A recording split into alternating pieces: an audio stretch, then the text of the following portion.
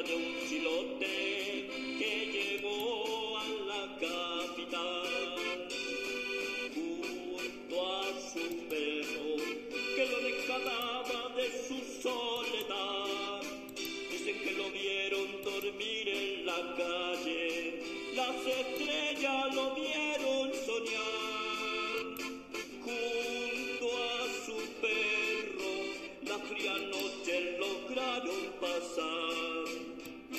Plaza de Armas, Paseo Humada, con Agustina lo vieron actuar. Uno más uno le decía a su perro y él respondía con dos guau guau. Con su canasto el perro pasaba el ruedo, pidiendo moneda para subsistir. Los niños eran los que más se divertían y hacían ruedas para verlos bailar.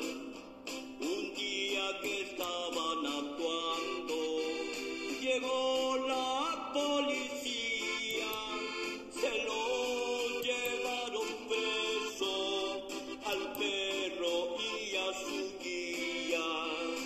Un oficial preguntaba qué gracias este perro y el can le saludó con mano en visera y de pronto se puso a marchar y le hizo paso regular.